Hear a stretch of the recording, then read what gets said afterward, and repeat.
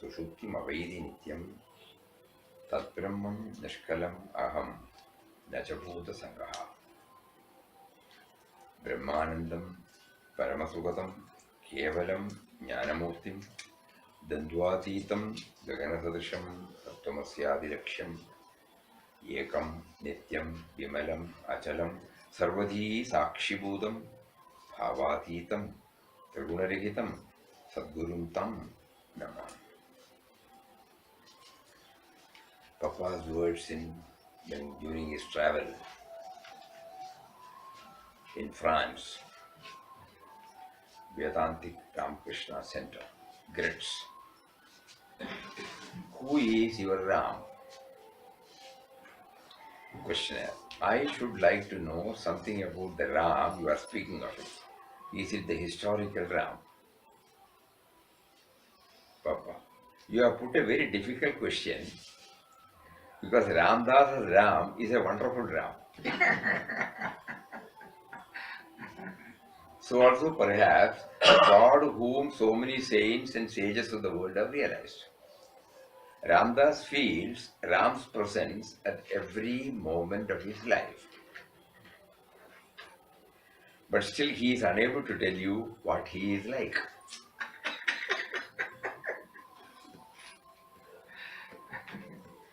For instance, omnipresence is one of his attributes, and to describe what this omnipresence is not easy. One can feel it, but cannot describe what it is like. At the beginning, when God wanted Ramdas to walk on the path of God realization, he started repeating Ram, the simple name of 2 letters. At that time, he had a very hazy idea as to what Ram was. His mind waves gradually settled down and he enjoyed a certain measure of peace. Later on, his guru came to him and initiated him into the mantra Shri Ram, Jai Ram, Jai Jai Ram. He did not tell Ramdas the meaning of the word Ram, whether he was the historical figure, the son of Dasharatha, or whether he was the all-pervading God. After he started chanting the mantra given by the Guru, within a very short time, he reached a state of mental exaltation and elevation, full of light and peace, so much so that at times he used to lose himself in a supreme consciousness, forgetting the body. He was repeating the mantra incessantly, almost throughout day and night. One night, when he was engaged in the chanting of the mantra, he saw before him the image of Lord Krishna. It was a wonderful vision. He saw Lord Krishna standing before him with his flute in hand and dancing at the same time. The charming figure fascinated him, but he knew the figure would not remain before him long but vanish, throwing him into a state of agony. So at that time itself, he prayed to Lord Krishna that he was not satisfied with this vision and that he wanted the universal vision of the Lord so that he could remain conscious of his presence at all times, behold him everywhere, and be ever in union with him. Ramdas asked for this because he had learnt in the Bhagavad Gita that the highest vision was universal vision, after attaining which there was no fall for the aspirant. He becomes one with the divine, the very embodiment of the divine. The Lord has said therein that after many births, a man attains knowledge of the self, and after he attains the vision of Vasudeva everywhere, and after that he attains the vision of Vasudeva everywhere, and such a state is rarely achieved. Vasudeva Sarvamiti. Samahatma Sadurlabha.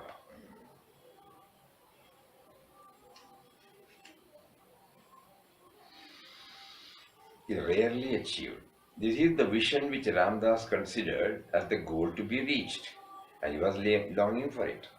So when Lord Krishna gave him the vision of his avataric form, Ramdas was not satisfied. In response to his prayer, he in a mysterious way took Ramdas to Tiruvannamalai, where Sri Ramana Maharshi lived. One morning, after reaching Tiruvannamalai, the sadhu who accompanied Ramdas took him to the darshan of Ramana Maharshi. Ramdas went and stood before the Maharshi, but the Maharshi did not say anything to him. He, however, poured his wonderful grace through his eyes into Ramdas's, which caused a thrill in his body and made him for the time being, forget everything by raising him to a state of inexpressible ecstasy.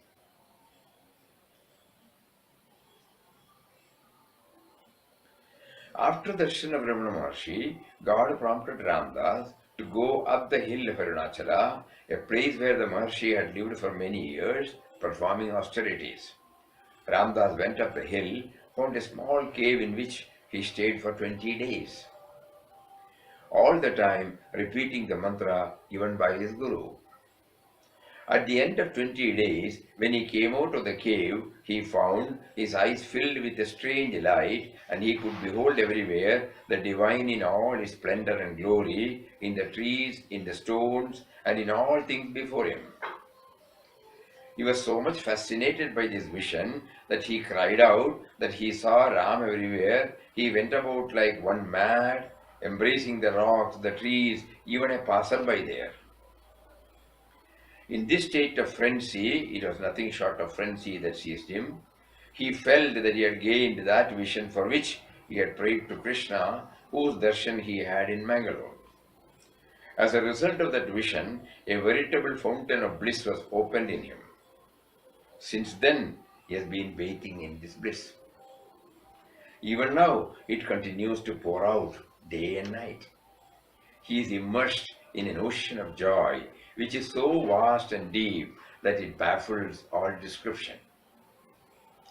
The purity which was gained by Ramdas after that vision is unparalleled. He knew when he was made to enter the path that he would, by the grace of God and through continuous repetition of his name, attain a high state of purity. But when he got it, he found that every desire within him was completely destroyed and his heart became crystal pure. He was filled so much with joy and love that there was no room for any impure desire or attachment. This was something unimaginable.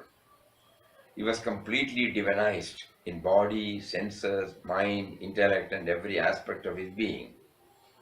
Thereafter he used to go about from place to place, extolling the greatness of God's name. He told people who gathered round him that by repeating the name of God, one could attain the highest spiritual eminence and realize the divine presence, joy, peace, and that one's heart thereafter would surely flow out with love towards the whole creation without any distinction of race, caste, color, creed, nationality. Now the whole universe would stand transformed before one's vision as God Himself.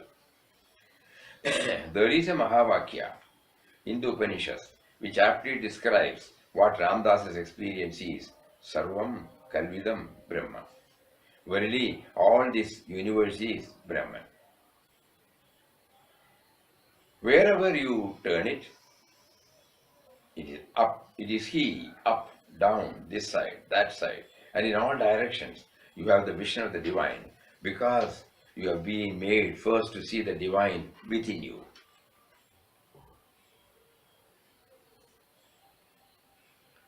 In the early stages of his struggle to attain him, he was oblivious of the world, he was lost in him. After that experience, he could behold the whole universe as the very expression of God. He feels one with everybody. In this connection, Ramdas remembers an example given by Swami Ramtirtha. In order to have some fun, a man got innumerable small mirrors and had them fixed up in his room on the walls, in the ceiling, and on the floor. There was not an inch of space where there was no mirror. After closing the door, he switched on the light and stood in the middle of the room. He saw himself reflected in myriad forms in the mirrors, above, below, on all sides. He enjoyed the sight very much because he loved to see himself everywhere. After having had his fun for a while, he left the room but forgot to close the door.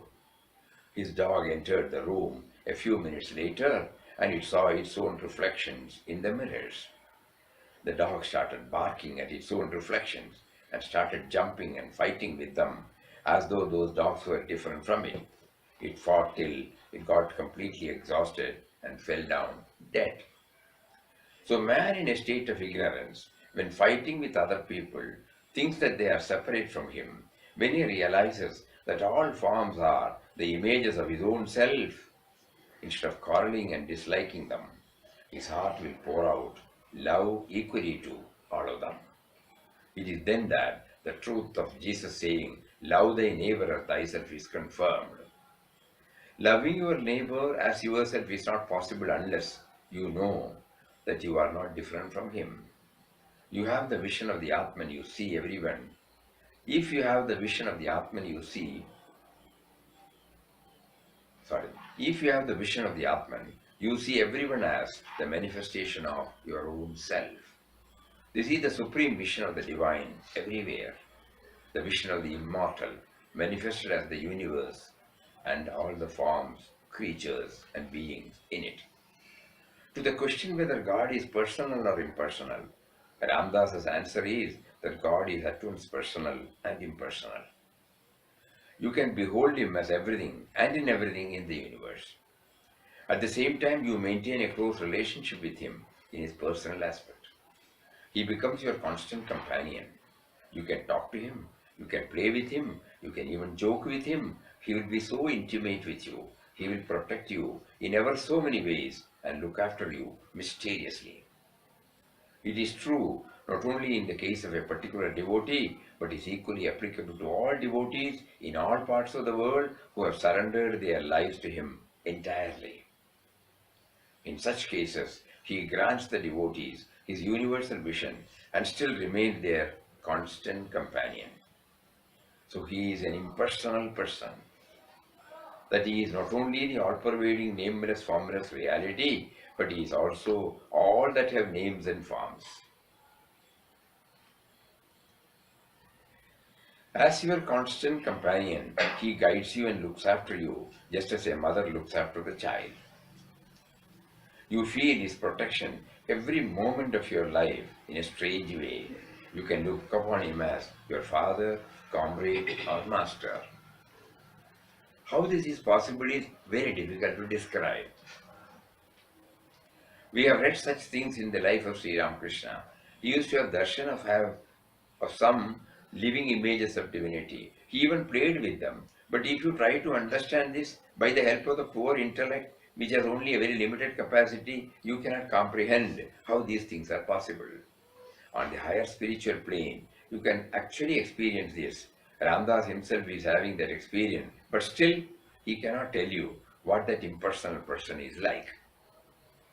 Very often, Ramdas tells friends that Ram told him this and that. You will find even in his books how he had conversation with him. People wonder in what way Ramdas talked to him, how he responded to his feelings, impulses, and talks. This is a wonderful thing, but it is there all the same.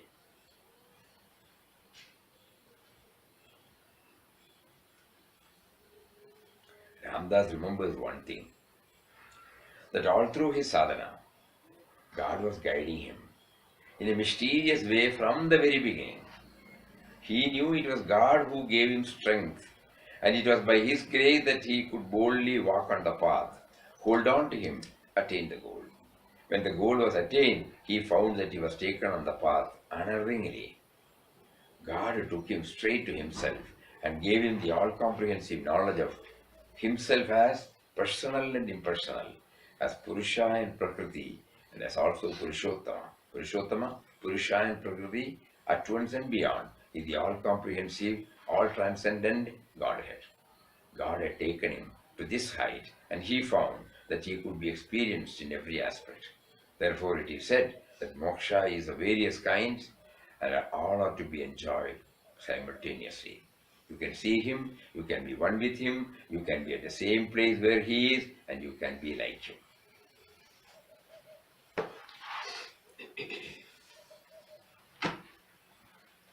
The question was about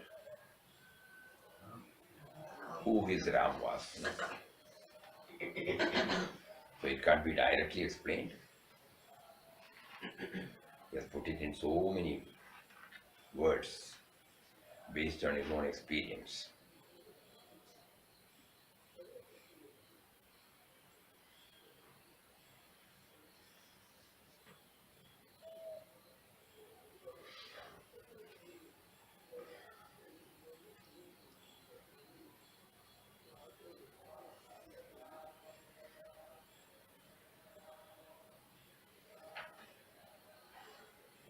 Tiruvannamalai, he had the universal vision.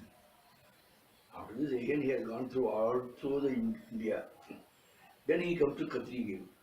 Then how he gets those doubts that pouring has come out, we are unable to imagine. Really, it is baffling. How? So much tapasya, so much he got illumination, vision, and always in the bliss throughout, through any break. With that, again, Kathri, how he will get? Then where we are?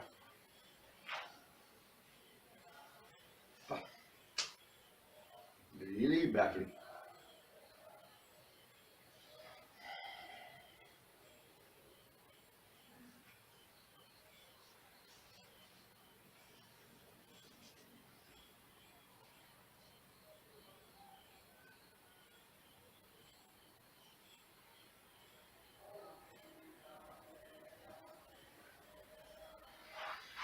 Those are all clues to us that we should be very steadfast.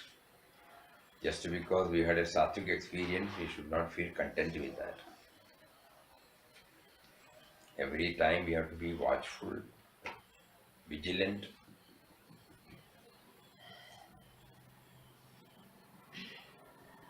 Simply hearing, we may not be able to.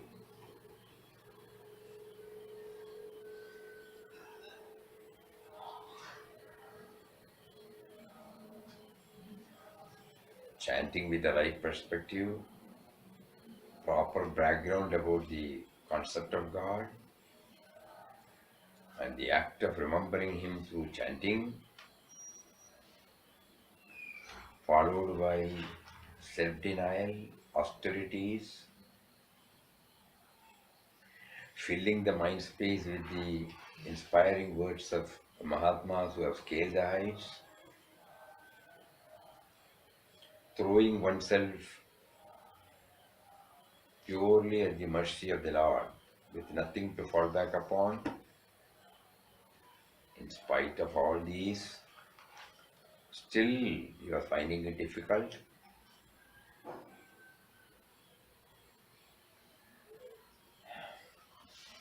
And you have been gracious enough to put everything in writing so that as his spiritual children, we should also try to follow something of that which appeals to us. We may not be able to follow the whole thing in total. Absolutely not possible.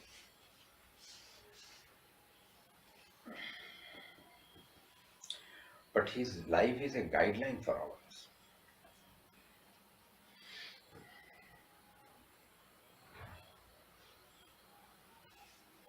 Just like he was somewhere in the corner of the mind, he knew he is being guided by the all merciful Lord who is seated within.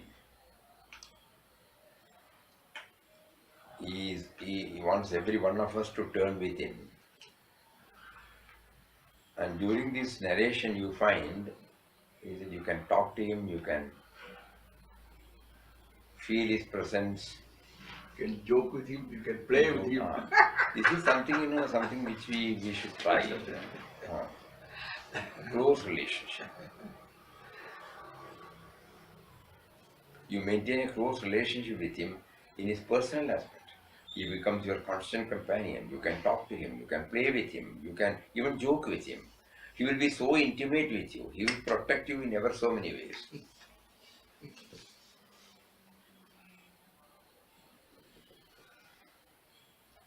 So each one of us has to devise some method by which this can be tried.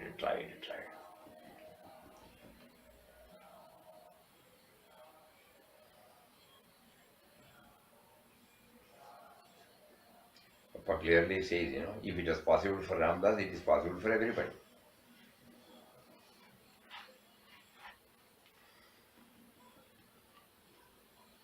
Of course, we have to pay the price. Puja Swamiji said, you have to play your part. Full price. Desire alone won't do, you have to play your part. No, we have to only follow the instructions given by No. Ram from within. No, Maybe from Papa- within. Ram from within, Papa followed. We also listen, but we don't follow. We have to try. We are not disobedient children. Papa was more obedient than.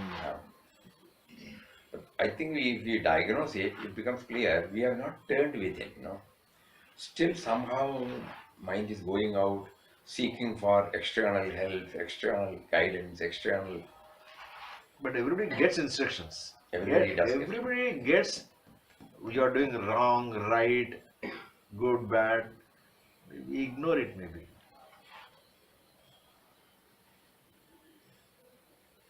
And we don't know that it is coming from Yeah, inside. that is also there. We tend to ignore it.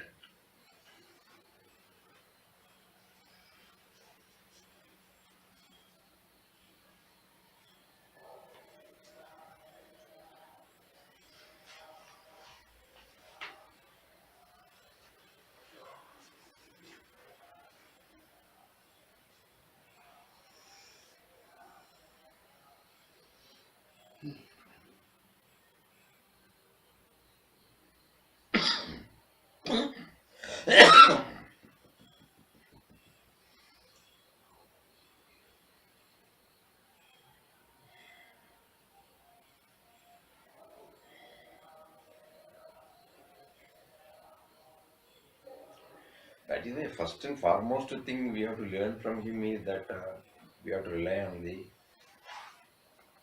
God dimension within. See how he talked to how he responded to the vision of Lord Krishna. Everybody will know, say, yes, I had a vision. We stop with that. But here we find, no, I don't want. Vasudeva Sarvamiti. I want that vision where I see you everywhere.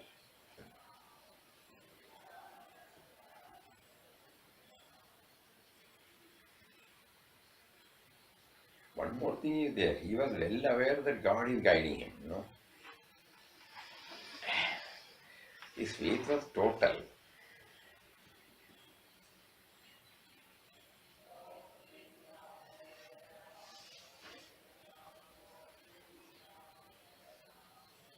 Though everything is happening by his will, according to him,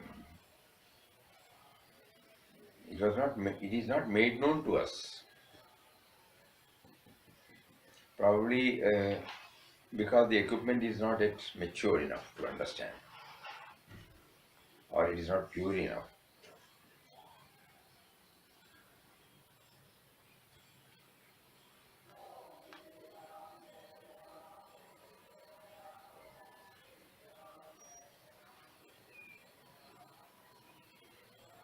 Though Papa has not mentioned anything clearly about that later, but when we put two and two together, from the words of Chandrasekhar Rao and the 2 years, and finally how it led to a state where Papa could not rest content, and how he took the plunge.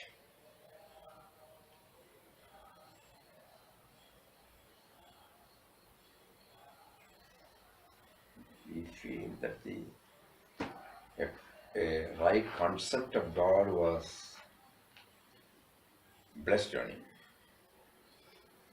and reliance on God with him was made clear to him.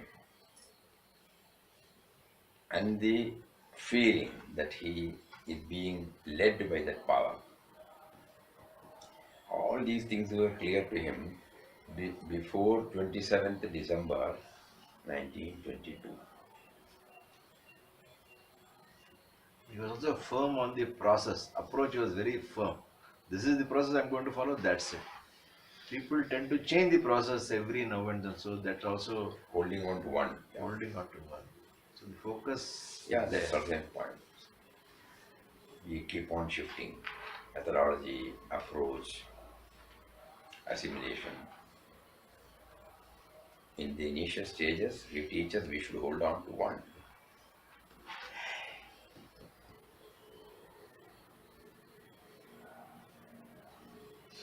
One means God is within.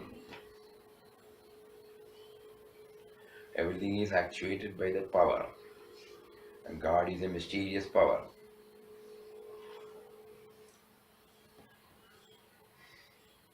And even to do the so-called sadhana, to become aware of His presence, His grace is necessary.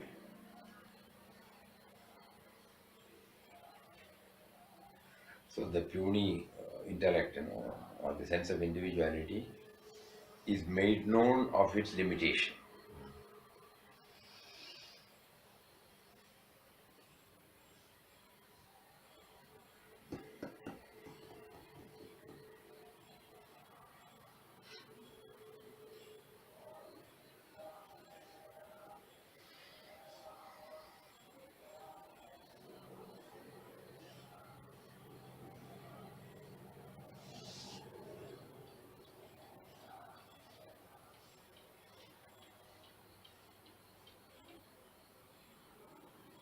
When we went through the peace pilgrim, when she was asking this question to many people, where is God, what is God? And when she couldn't get any answers, she had returned. Early morning she started walking alone. Then she said she could hear the small voice, still small voice, like this. The companionship, that was established.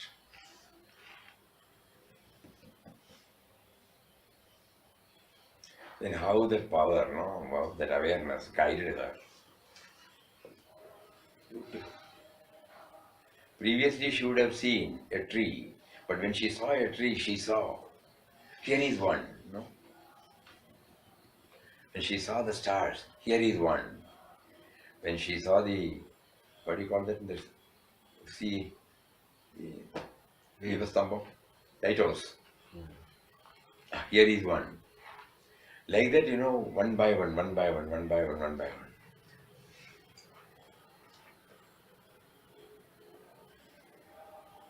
So then she teaches us that what is required is intense, what do you call it, urge to get the answer, seeking, and going within. She was talking the same thing to so many people in church and so many other people. Nobody could give her any answer. So finally, when she went in, is there another book?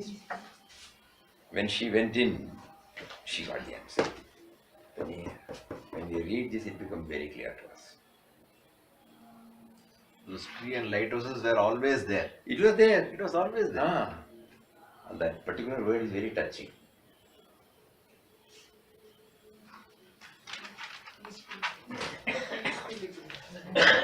Ah.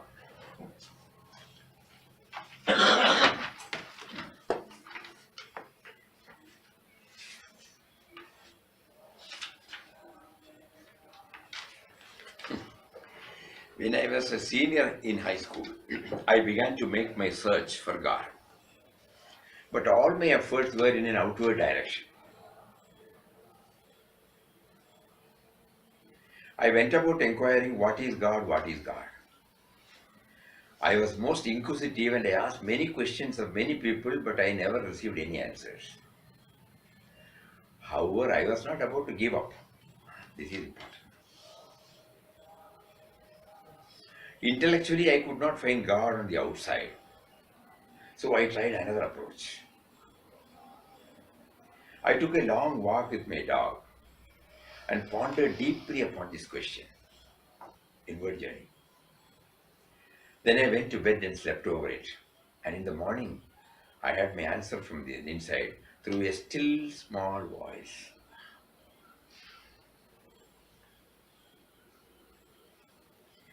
Now, my high school answer was a very simple answer, that we human beings just lump together everything in the universe which is beyond the capacity of all of us, and to all those things together, some of us give the name God.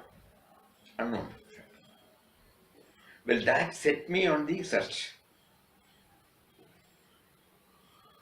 And the first thing I did was look at a tree. I said, there is one.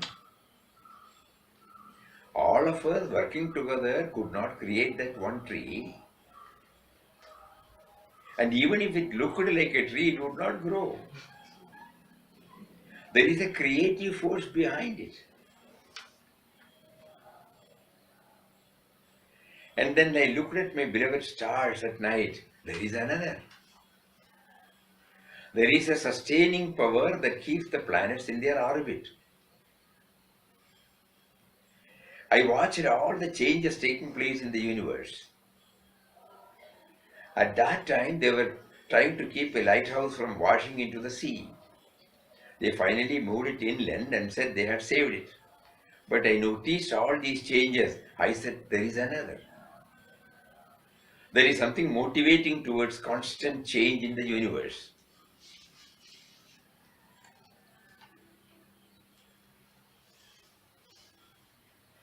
When I reached confirmation from within,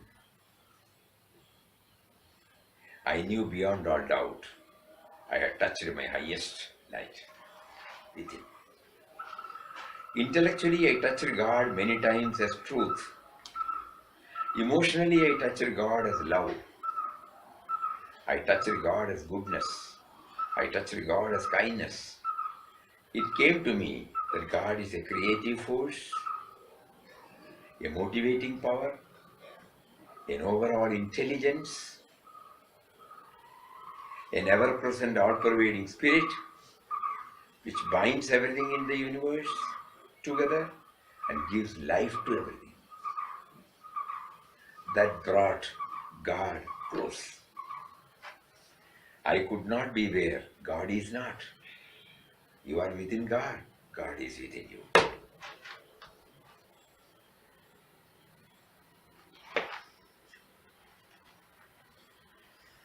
When we hear both, what is common in this? Reliance on God within. With a penetrating, with a what do you call it, a spirit of scientific inquiry, yesterday we said. Yeah. Not just giving it up. Persevering, patient attempt. And then And she had it the gives some faith. glimpse. She has the faith also. Eh? She had the faith that God is there and he has to be sought. But she wanted confirmation. No?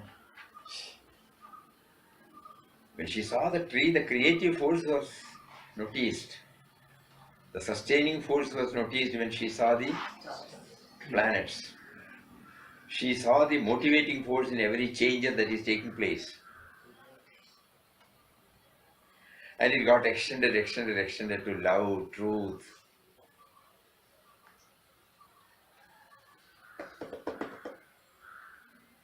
So within, turning within, it's a beautiful way of how she has mentioned this.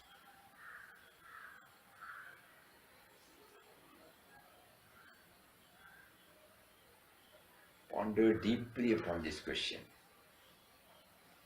And in the morning I had my answer from the inside through a still small voice.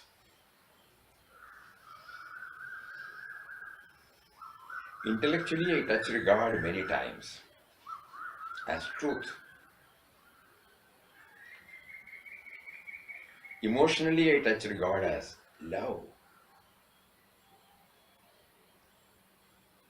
Similarity in Arimo, and in Quest of God, before God, God is introduced as Ram, when Papa defines about Ram, these two words are there. He is truth, he is love, he is the goal of human perfection. Intellectually, I touch God as Truth. Intellectually truth. Emotionally love. intellectually I touch God many times as truth. Emotionally, I touch God as love. But I try I touch God as goodness. I touch God as kindness. It came to me that God is a creative force, a motivating power, an overall intelligence, an ever-present, all-pervading spirit, which binds everything in the universe together, gives life to everything. Life is an expression of the Atman. Though seemingly two, they are one. That brought God close. I could not be where God is not. You are within God, God is within you.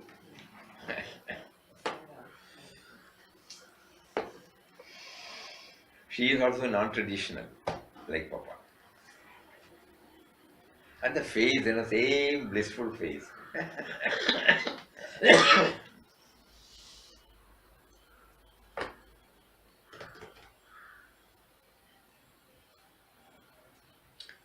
He also took to itinerant life. She also took to itinerant life. She was always following. The guidance comes from within. The companionship she never lost.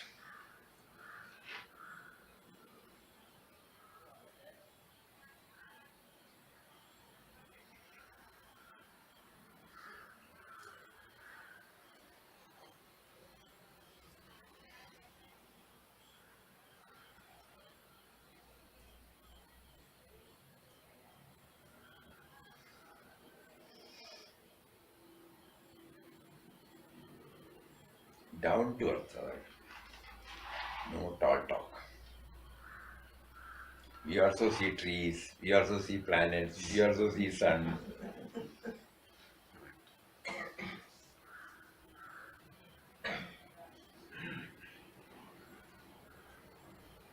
Seed, seed from seed to seedling, seedling to plant, plant to tree, tree to flowering tree, then fruition. Everything we have seen. But we have not noticed the creative power, the overall intelligence. There is an order, there is a system everywhere.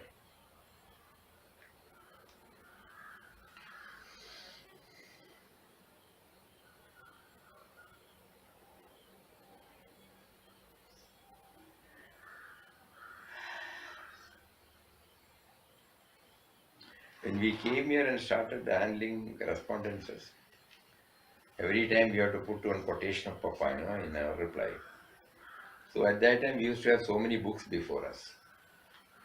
The one which we still remember, 30 years back, when Papa uses the word the great provider. Something, great provider.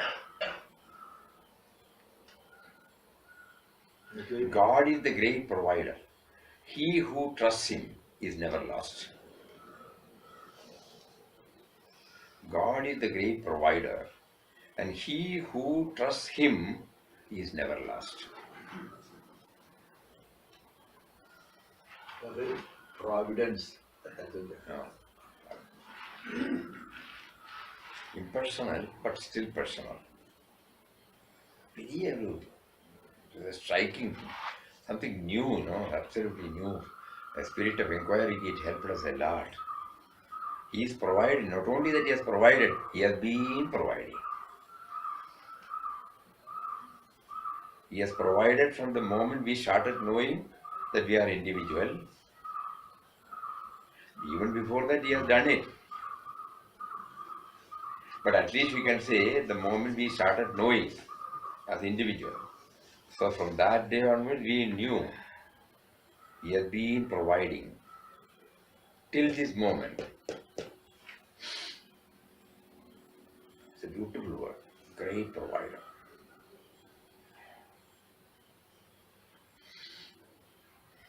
God is the great provider, and he who trusts him is never lost.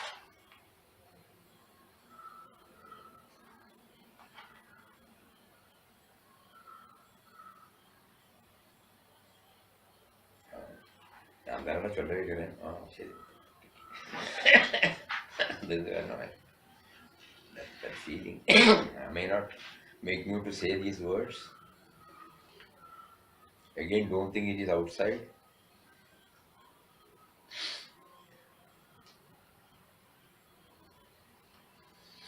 Hari Om. Om Shri Ram, Jai Ram, Jai Jai Ram. Om Shri Ram, Jai Ram, Jai Jai Ram. Om Shri Ram.